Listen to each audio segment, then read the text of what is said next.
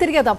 Shri George Joseph, cinema മേഖലയുമായിട്ടുള്ള ഒരു ബന്ധത്തെക്കുറിച്ച് കൂടി എടുത്തു പറയുമ്പോൾ രാഷ്ട്രീയം സ്വാധീനം ഏത് തരത്തിലാണ് എന്നുള്ളത് വളരെ സ്വാഭാവികമായിട്ട് തന്നെ ചിന്തിക്കാൻ കഴിയുന്ന ഒരു വിഷയമാണ്. സിനിമാ മേഖലയിൽ നിർമ്മാതാക്കൾ തമ്മിലുള്ള കുടിപ്പക തീർക്കാൻ വേണ്ടി ഗുണ്ടാ സംഘങ്ങളെ ഉപയോഗിക്കുക, വീട്ടിൽ കയറി ഉണ്ടാക്കിയ ആക്രമണത്തിന്റെ വാർത്തകളൊക്കെ ഈയിടെയൊക്കെ വന്നു പോയതാണ്. അതുകൊണ്ട് തന്നെ സിനിമാ ഇൻഡസ്ട്രിയിലേക്ക് ഇതിനകത്ത് കൃത്യമായിട്ടൊരു പങ്കുണ്ട്. പ്രത്യേകിച്ച് ഒരുപക്ഷെ പലരും ആരോപിച്ചതുപോലെ കൊച്ചി ബേസ് ചെയ്തുള്ള ആ ഒരു ബെൽറ്റിന് അങ്ങനെയുള്ള ചില ആരോപണങ്ങൾ അതിൽ കഴമ്പുണ്ടെന്ന് കരുതണോ?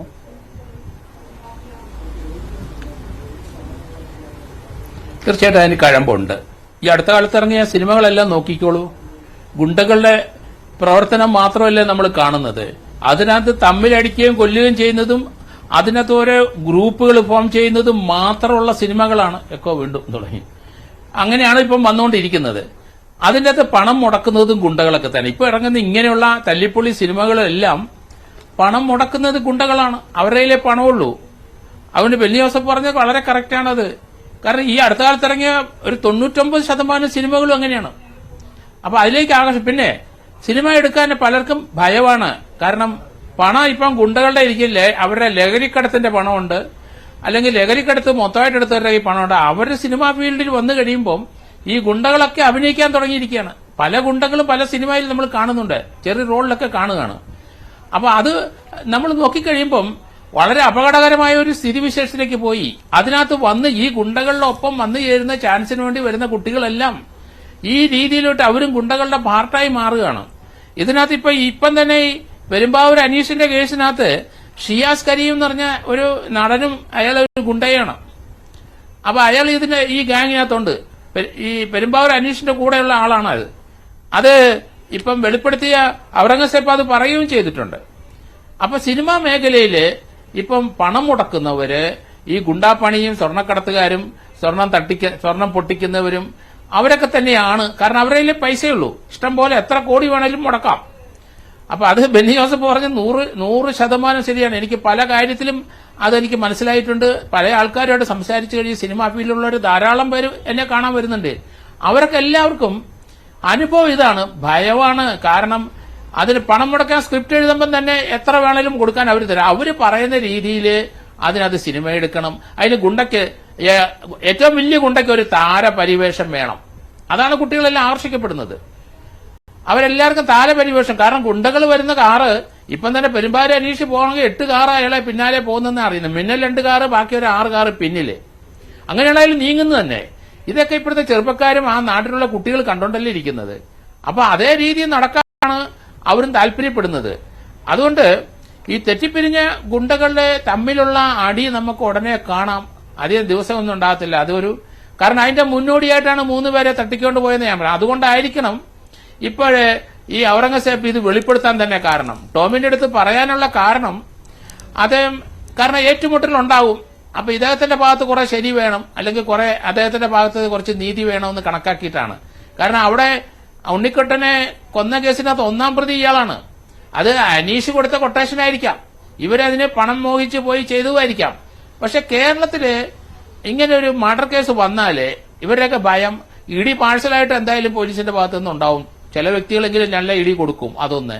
രണ്ടാമത് കേസ് ശിക്ഷിപ്പിക്കാനും 90% ഇതുപോലെയുള്ള പ്രവർത്തനത്തിലുള്ള കേസിനകത്ത് ശിക്ഷിക്കപ്പെടും. അതുകൊണ്ട് ഇവര് കൊട്ടേഷൻ എടുത്ത് ആളെ തട്ടിക്കൊണ്ട് പോയി കേരളത്തിന് വെളിയിൽ കൊണ്ടുപോയി കൊല്ലുകയാണ്. അവിടെ ഇത്രയും പ്രോസിക്യൂഷന് ഇത്ര പ്രാധാന്യമൊന്നും അവിടുത്തെ പോലീസ് കൊടുക്കുന്നില്ല എന്നാണ് ഞാൻ മനസ്സിലാക്കുന്നത്. അത് ഗുണ്ടകൾക്കറിയാം, അവരുടെ പൾസ് നോക്കാൻ നമുക്കറിയാം. ഞാൻ തിരുവനന്തപുരത്ത് ഒരു കുറെ വർഷങ്ങൾക്ക് മുമ്പ് ഒരു ചെറിയ ക്രിമിനൽ കേസിൽ ഉൾപ്പെട്ട ഒരാള് എന്നെ വന്ന് കണ്ടു. അയാളെ ഇവിടുന്ന് ഒരു കൊട്ടേഷൻ ഈ മൈസൂരിലാണ് പോയത്. മൈസൂരും കർണാടകയുടെ ബാംഗ്ലൂരും പോയി 2 സ്ഥലത്ത് ഈ പയ്യനെ കൊണ്ട്. ഇവൻ നല്ല ചുണയനാണ്, ചെറിയ ക്രിമിനൽ കേസിൽ പെട്ടിട്ടുണ്ട്. ഇവിടുന്ന് അയാളെ റിക്രൂട്ട് ചെയ്ത് പോവുകയാണ്. പക്ഷെ അവിടെ ചെന്ന് കഴിഞ്ഞപ്പം അതിന്റെ ഏറ്റവും വലിയ ചീഫിനെ കാണാൻ പറ്റിയില്ല. അതിന്റെ താഴെക്കടയിലുള്ള 2 പേരെ കാണാൻ പറ്റിയിട്ടുള്ളൂ. മറ്റേയാളെ കാണാൻ പറ്റത്തില്ല. അയാൾ വലിയ 7th സ്റ്റാർ ഹോട്ടലിലൊക്കെയാണ് കിടക്കുന്നത്. അത്ര കോസ്റ്റ്ലി കാറിലാണ്. ഇതിനൊക്കെ ദൂരെ നിന്നൊക്കെ കണ്ടിട്ടിങ്ങി പോന്നു. അതിനുശേഷം ഈ പണി നമുക്ക് പറ്റിയതല്ല എന്ന് പറഞ്ഞ് പോകുന്നതാണ്. അപ്പൊ റിക്രൂട്ട്മെന്റ് ഉണ്ട്. ഇപ്പം തന്നെ നമുക്കറിയാം, റഷ്യയിലൊക്കെ നമുക്ക് അവിടെ യുദ്ധത്തിന് ആളെ റിക്രൂട്ട് ചെയ്യുന്ന കണ്ടില്ലേ നമ്മുടെ കുട്ടികൾ 3-4 പേരെ കാലും കൈയും ഒക്കെ നഷ്ടപ്പെട്ടിരിക്കുന്നത് നമ്മൾ കണ്ടിരിക്കുന്നു. അപ്പൊ ഇതിന് ഈ കൊട്ടേഷന് എടുക്കാൻ പോകാനൊക്കെ അവർക്ക് ത്രില്ലാണ്.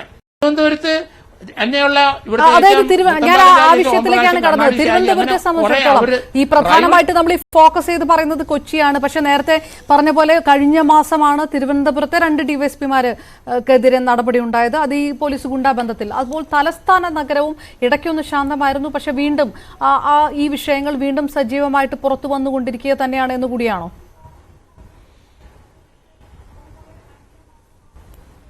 അത് കൃത്യമായിട്ട് അതുകൊണ്ടാണ് തലസ്ഥാന നഗരത്തിലാണ് ഏറ്റവും കൂടുതൽ ഗുണ്ടകളുള്ളത്. ട്രിവാൻഡ്രം സിറ്റിക്കകത്തും റൂറലാണ് കേരളത്തിൽ ഏറ്റവും കൂടുതൽ ഗുണ്ടകളുണ്ട്. പക്ഷെ ഇവിടുത്തെ ഗുണ്ടകളെല്ലാം മറ്റേ എതിർ ഗുണ്ടകളുടെ കാല് അവിടെ എവിടെയൊക്കെ നമുക്ക് കുറച്ച് കാല് കിടന്ന് കിട്ടി. കഴക്കൂട്ടത്തിൽ 2 കാല് കിട്ടി. ഇവിടെ ഒരു കാല് തമിഴ്നാട്ടിലൊരു ഗുണ്ടയുടെ കാല് കിട്ടിയത് ആള് ജീവിച്ചിരിപ്പുണ്ടോ എന്ന് നമുക്കറിയത്തില്ല. അത് പൂന്തറ കിടന്ന് അവിടുത്തെ വേസ്റ്റിനകത്ത് ഒരു കാല് കിട്ടി. അപ്പൊ കാല് വെട്ടി. അപ്പൊ അതങ്ങ് നടക്കുകയാണ്. അത് ആരുടെ കാലാണെന്ന് ഇന്നുവരെ പോലീസ് കണ്ടുപിടിച്ചെന്ന് എനിക്ക് തോന്നുന്നില്ല. കാരണം ഇവിടെ ഇതുപോലൊരു ഞാൻ പറയാൻ ഉദ്ദേശിച്ചത് ഒരു SIയുടെ മകനെ അയാൾ റിട്ടയർ ചെയ്തു, അദ്ദേഹം മരിച്ചുപോയി. കൊച്ചുമകൻ എനിക്ക് നല്ല ചെറുപ്പം പോലെ അറിയാം. അവൻ ഈ ക്രൈം കണ്ട് തിരുവനന്തപുരത്തെ കണ്ണാടി ഷാജി ഉൾപ്പെടെയുള്ളവരുടെ കൊലപാതകത്തെ കേസിനകത്ത് പ്രതിയായി. കാരണം അവരോട് കാണാനും പോകാനും കോടതി പോകാനും ഈ പയ്യൻ 10ാം ക്ലാസ് 12ാം ക്ലാസ് പോലെ ഇതിനോട് ഒരു അഫിലിയേഷൻ വന്ന ശേഷം ആ ഗാങ്ങിൽ പോയി അവരുടെ ഒരു ഓപ്പറേഷനിൽ ഇയാൾ പെട്ടു. ഇപ്പൊ ജീവരുദ്ധത്തിന് കിടക്കുകയാണ്.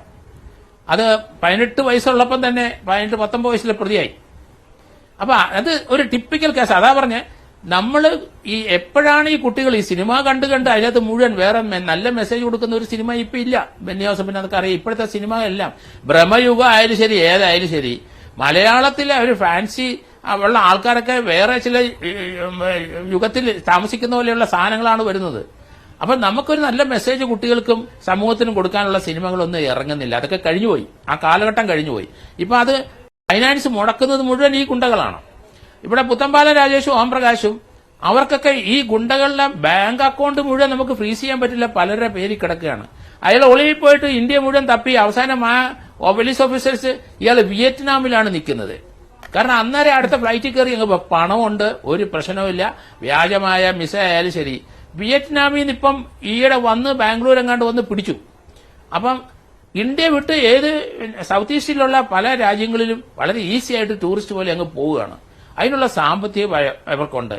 അതുപോലെ ഫണ്ടുണ്ട് പല ആൾക്കാരും. പിന്നെ വെളിയിലിരിക്കുന്ന സന്ദർഭത്തിൽ ഇവിടുത്തെ ഫ്ളാറ്റ് നിർമ്മാതാക്കൾ, കാരണം ഇവിടെ ഒരു സ്ഥലം കൂടുതൽ വാങ്ങുന്നതോ ഫ്ളാറ്റ് നിർമ്മിക്കുന്നതെല്ലാം ഗുണ്ടകളുടെ സഹായം ഇല്ലാതെ കേരളത്തിൽ നടക്കത്തില്ല, ഇന്ത്യയിൽ നടക്കത്തില്ല, ബോംബെയിലായാലും ഡൽഹിയിലൊക്കെ അങ്ങനെ തന്നെ. കേരളത്തിലെ മുഴുവൻ എടുത്ത് നോക്കിക്കോളൂ. നമ്മളൊരു 3 ഏക്കർ സ്ഥലം വാങ്ങിച്ചു കഴിഞ്ഞാൽ ആ മണ്ണ് നികത്തുന്നത് മുഴുവൻ ഈ ഗുണ്ടകളുടെ സഹായം ഇല്ലാതെ നടക്കൂല. മണ്ണ് കൊണ്ടുപോകാനും തിരിച്ചിടാനും ക്വാറിയിൽ നിന്ന് കല്ല് വരാനും എല്ലാം അങ്ങനെയാണ് അത് ആ ബിസിനസ് മുന്നോട്ട് പോകുന്നത്. അല്ലാതെ ഒരാൾക്കും ഒരു ചെറിയൊരു വീട് നിങ്ങൾ വെച്ച് നോക്കിക്കോളൂ, മണ്ണ് കല്ല് ഒക്കെ വരണമെന്നുണ്ടെങ്കിൽ ചില ഗുണ്ടാ പീസ് കൊടുത്തേ പറ്റുള്ളൂ. കാരണം നമുക്കത് കണ്ടാനൊക്കെ. നേരത്തെ ബെന്നി ജോസഫ് പറഞ്ഞൊരു കാര്യം, പല പോലീസ് സ്റ്റേഷനിലെ ആൾക്കാർ ചെന്നപ്പം അത് സിവിലാന്ന്. നമ്മൾ സിവിൽ അല്ലാതെ, കാരണം പണം വാങ്ങിച്ച് തട്ടുന്നതൊക്കെ ചീറ്റിങ്ങിനകത്ത് വരുന്നത്. പോലീസ് എന്താണ് ഇടപെടാതെ ഒഴിയുകയാണ്. പണം വാങ്ങിയത് സിവിലാന്ന് പറഞ്ഞ് കേസ് റെഫർ ചെയ്യുന്ന ഒഴിയുന്നു. അതെന്തായാലും DGP ഉൾപ്പെടെ അല്ലെങ്കിൽ ആഭ്യന്തര വകുപ്പ് കൈകാര്യം ചെയ്യുന്നവർ അത് ശ്രദ്ധിക്കണം. കാരണം ഇത് പോലീസ് ഇടപെടാതിരിക്കുന്നിടത്തോളം കാലം അതൊരു കൊലപാതകത്തിലോ ഒരു വലിയൊരു അക്രമത്തിലോട്ട് ചെന്ന് അവസാനിക്കുന്നു.